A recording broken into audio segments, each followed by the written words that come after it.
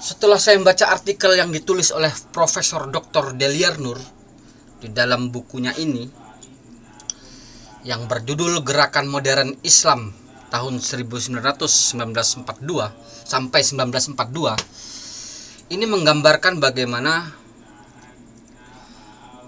umat Islam hingga saat ini belum mampu untuk dewasa dalam menyikapi perdebatan-perdebatan.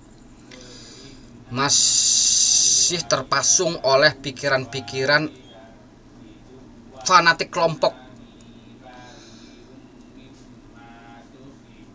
Apa yang dikatakan oleh Profesor Dr. Deliar Nur ini,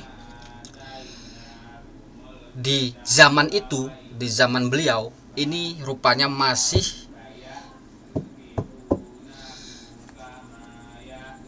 mewarisi cara berpikir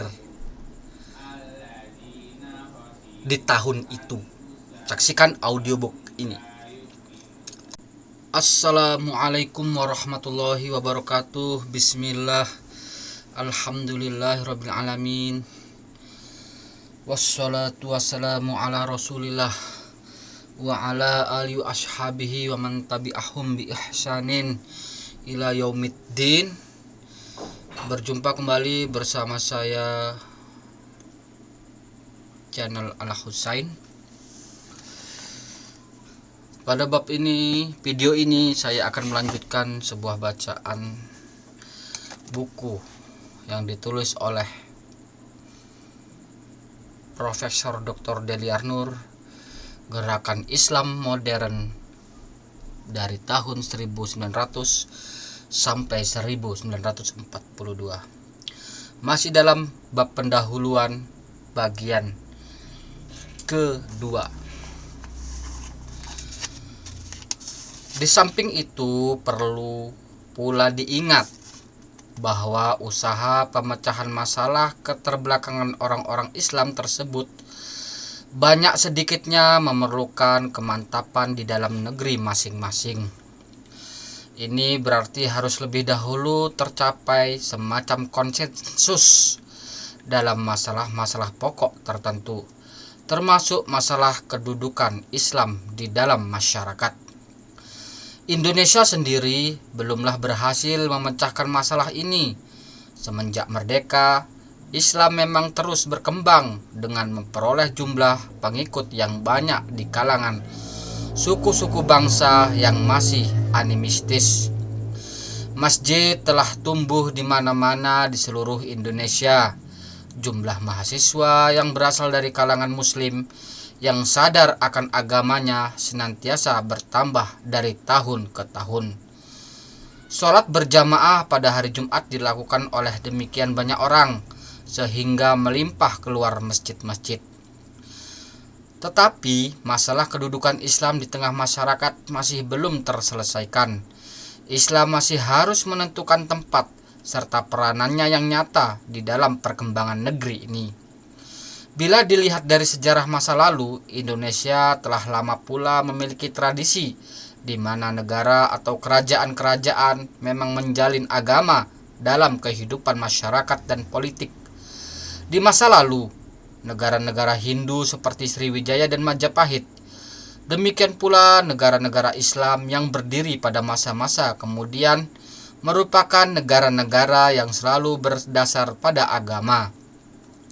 Tetapi di dalam masyarakat Indonesia sekarang, agama tidak secara otomatis terjalin dalam kehidupan politik. Sekurang-kurangnya ia masih tetap dipersoalkan. Pembedaan antara kehidupan rohani agama dan kehidupan dunia telah digariskan, dan secara resmi ajaran-ajaran Islam yang diakui lebih terletak pada persoalan-persoalan seperti perkawinan, kematian, dan keberangkatan naik haji. Bukti bahwa kedudukan Islam dalam masyarakat masih merupakan masalah tercermin antara lain dalam perdebatan-perdebatan Badan Penyelidik Usaha-usaha Persiapan Kemerdekaan Indonesia pada tahun 1945.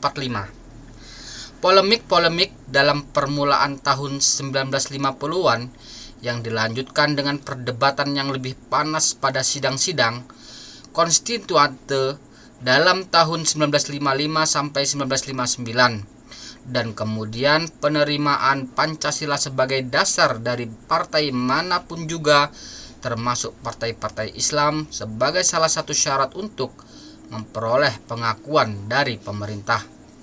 Oleh karena mayoritas penduduk negeri ini terdiri dari orang-orang yang beragama Islam, banyak yang berpendapat bahwa masuknya agama dalam kehidupan kenegaraan berarti masuknya Islam di dalam kehidupan tersebut.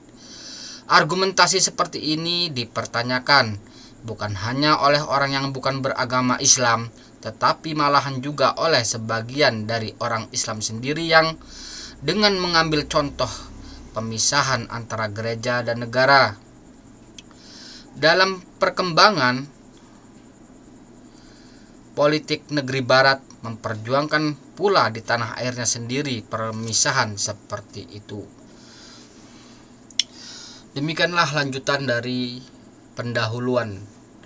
Masih panjang ya masalah pendahuluan ini.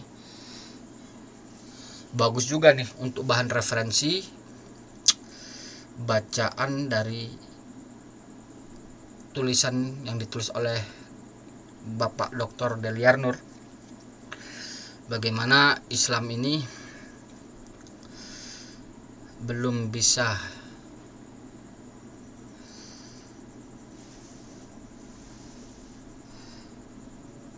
menyatukan di Indonesia ini. Masih banyak perdebatan-perdebatan hingga saat ini.